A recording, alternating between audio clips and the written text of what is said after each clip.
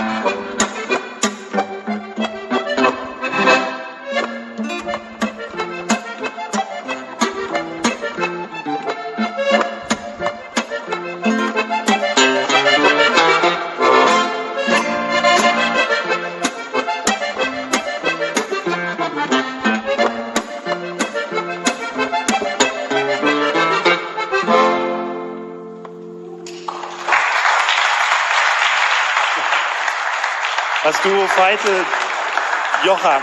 So, wer von euch ist jetzt der Toni Veitel? Das ist er. Und der ist an der Harmonika.